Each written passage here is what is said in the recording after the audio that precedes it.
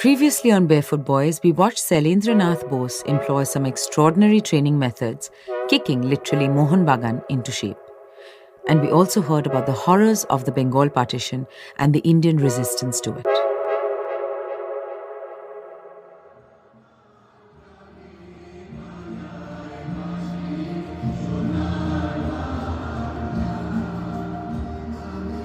This is a clip from the India-Bangladesh match at the 2019 Cricket World Cup. What you're hearing is an entire stadium full of people, Indians, Bangladeshis, singing Amar Shonar Bangla. More than 100 years after Rabindranath Tagore wrote the song that was belted out in streets and stadiums all over Bengal during the time of its partition, it was happening again. Different century, different political reality, different sport even, but same feels. From Luminary, this is Barefoot Boys, a podcast about an Indian football team that went toe-to-toe with the British and against all odds emerged as a national symbol. A symbol that told a country fighting for independence, we can win. I'm Konkona Sen Sharma.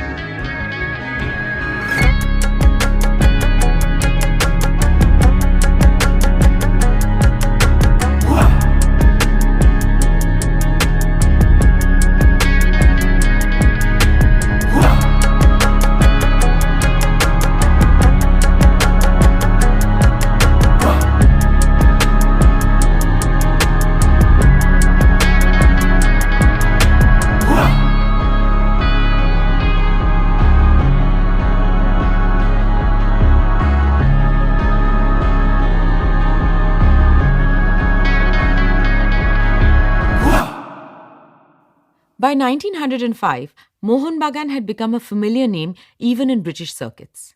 And as everything came to be viewed through the lens of nationalism, so did Bagan. Bagan became the Made in India team. It's no wonder that the best footballers in the country wanted to be a part of what Shailen Bose had set up in Calcutta. His training methods had become folklore. Remember what Shantanu Basu told us? There used to be a huge playing ground. On one side, it ended in an upward slope.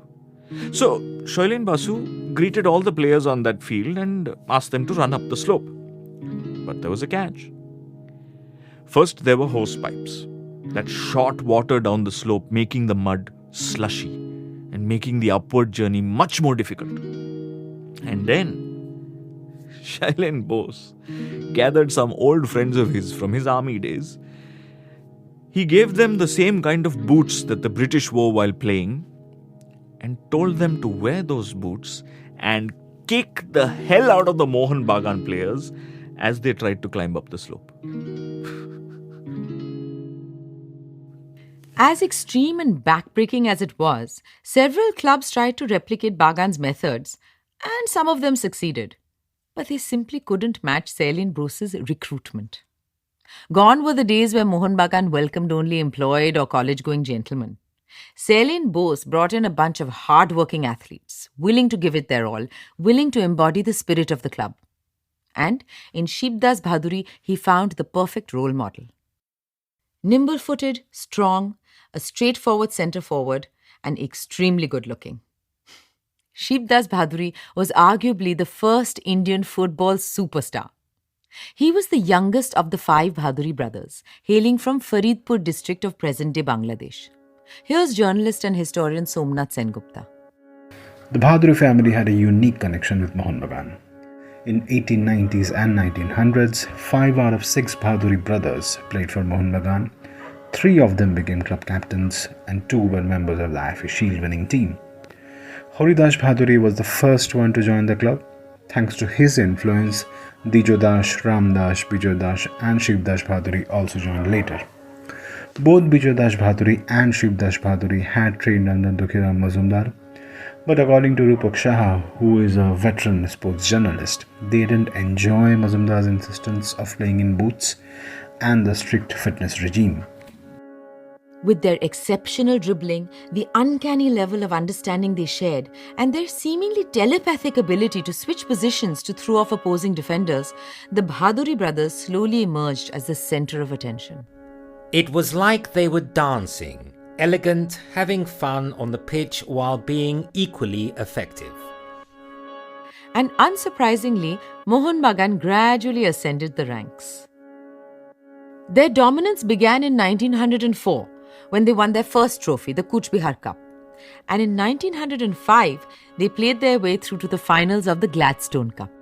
Their British opponents in this match were the mighty Dalhousie Club, the winners of that year's IFA Shield, a technically brilliant, aggressive team with some of the best athletes in the country. Now, it so happened that both teams, Bagan and Dalhousie, were on the same train from Calcutta to Chinsurah where the final was being played. To Bagan's great relief, they noticed that the Dalhousie squad was only 7 strong. They were missing 4 of their star performers. According to many recorded versions of the train journey, a curious Mohun Bagan fan approached a member of the travelling English team to ask why they had just 7 players in the group. The player reportedly said, 7 is good enough for Mohun Bagan. maybe it was a mind game. Or maybe it was because he didn't actually think an Indian team could be good enough to beat them. It is unlikely that he, or anyone else for that matter, would have kept track of the steady growth of the club under Ceylan Bose. Bagan's hopes skyrocketed. Dalhousie would have to replace the 4 missing members with players from their B team, making them an easy target.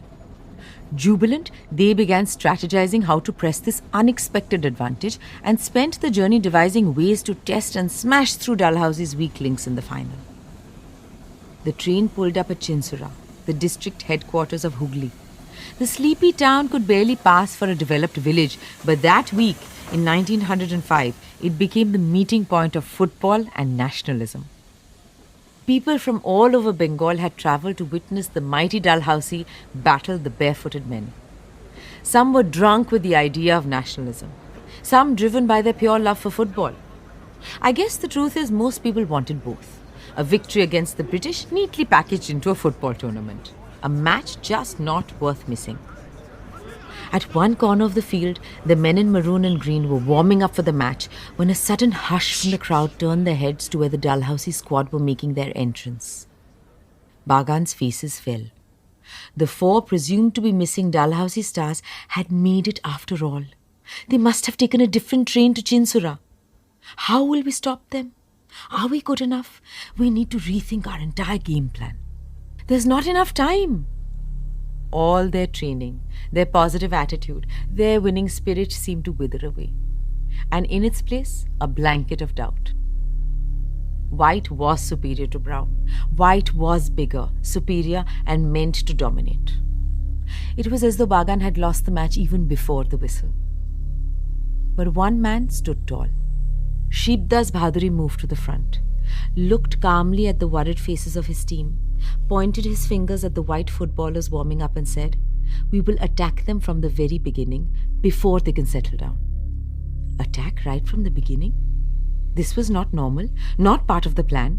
Their strategy was usually to contain and counter. Football matches, as the purists always say, aren't always won on strategies and planning. Sometimes what it takes is simply trust, courage, perseverance.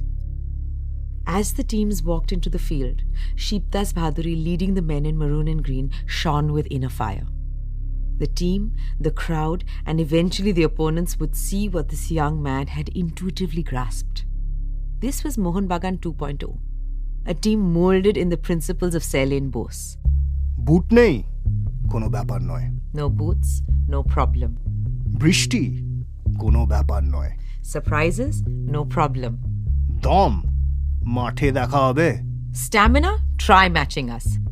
হার আমরা হারবো না। Defeat, we refuse. The whistle blew and Sheepdas took control. He took control of the ball and took control of the match. He was unrelenting. Nobody had seen anything quite like it. He scored the first goal in the first few minutes, and 3 minutes after that scored the second one off a pass from Donga Datta. And then there was no looking back. He led the charge with attack after attack, darting past the booted Britishers, weaving through the defence like a dancer, always leading with his superb ball control. The British team were caught completely by surprise. They had no idea what was going on. And the Mariners? Oh, they rose to the occasion in spectacular fashion. They played like men possessed. And perhaps they were. They were the living embodiment of Subedar Major Bose's words. Brown, barefooted footballers weren't inferior. In fact, they weren't even equal. They might just be better. And that day, they certainly were. Before the final whistle was blown, Dalhousie had conceded 4 more goals. It was not just a win, it was a thumping win. 6 goals to 1. The Gladstone Cup was Mohun Bagan's 3rd title, but it was the first one against a fearsome British team. Even the British were forced to acknowledge the formidable force in Indian football that Mohun Bagan had become. Ignoring their skill, rejecting them from tournaments was no longer an option. It would have looked like the white men were scared. And to give due credit, there were many Britishers who felt that Bagan's skill should be appreciated, regardless of what it symbolized. To them, merit was merit, and they were ready to stand in the face of long-standing traditions and acknowledge it, even in an Indian team. So, Mohun Bagan was included in the newly formed only British Minto Fate tournament and won. They continued to be permitted to play for the Trades Cup. They won 3 years in a row, the first Indian team to accomplish this three-peat. I could remember later probably Habul Sarkar recalled an exemplary incident of this time. This is Dr. Kaushik Bandyopadhyay again narrating an incident from the Trades Cup as told by Habul Sarkar, a mariner. The incident, it was an incident in the preliminary round of the Trades Cup probably in 1907 or 8 when Mohun Bagan was playing against Dalhousie B. And Habul Sarkar was writing when their opponents were losing by 3-2 goals, they lost temper. The Dalhousie B players lost temper. They began to play very rough and even used fists and kicks upon the Mohun Bagan players indiscriminately. Now this enraged the spectators, as you can understand, who rushed into the field and began to kind of assault the offending players and even the members of that club, Dalhousie B, and the game had to be abandoned. Now the spectators, Bengali Indian spectators, were so rowdy that the police had to intervene, and as a result of this, Dalhousie B was scratched. Clearly, passive acceptance was a thing of the past. Aggression was often met with aggression, and soon Mohun Bagan, perhaps unwittingly, imbibed the Swadeshi sentiments. Now, you can understand that in the context of, this was happening in the context of the peak of the Swadeshi movement, the revolutionary movement also began, and in that kind of a situation, spectator violence, spectator hooliganism also became more prominent when the European teams or European spectators could not take the sight of Indian teams defeating the European teams, because they were used to kind of provide racial discrimination, deliver racial discrimination to the Indians for the last, say, 150 years. So this reverse seat, which I call in Bengali Paltamar, was something which Habul Sarkar, which Shivdas Bhaduri, which Rajan Shanto, they all represented, because it was on the field of football that the Bengalis, alias the Indians, provided this reverse seat against the British, and the Indian spectators gradually took up the mantle, followed their European counterparts in finding a new outlet for aggression in the football field. They used to kind of return the compliment on the football field, even outside the field, by sometimes making quarrels with the European spectators and beating them heavily. So this was a kind of very interesting situation when spectator culture in India became nationalist in character, and a nationalist colonial binary, imperial binary began to develop. That is actually an excellent analogy for the entire political climate in Bengal. A nationalist, imperialist binary. As things turned out, it didn't last long. Breaking news! Bomb blast in Muzaffarpur! 2 dead! Suspects still wanted! Bengal was not going to be the same.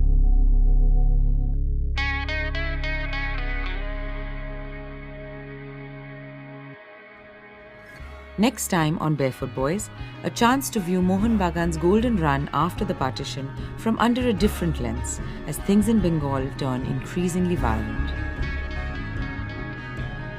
Barefoot Boys is a Luminary original podcast produced by Rainshine Entertainment, and you've been listening to me, Konkona Sen Sharma. Gaurav Vaz is our executive producer, Vivek Madan is our director and script supervisor. Our writing team was led by Vivek Madan, Vikram Shah and Archana Nathan, who wrote these episodes along with Shankhadeep Sengupta, Nevin Thomas, Arka Bhattacharya and Amar Shyas. We recorded the podcast at Island City Studios with Ashyar Balsara. Sachi Rajadhaksh is our sound designer and audio producer, and Ayan Dey mixed and mastered these episodes. Thanks to all our guests and experts for their time and valuable inputs. And a special thank you to Sidin Vadukut for his help getting this podcast off the ground. And most of all, thanks to the Omo Rakadosh, 11 men who did the impossible, who taught a country to dream and for a brief moment showed us what freedom felt like long before we were free.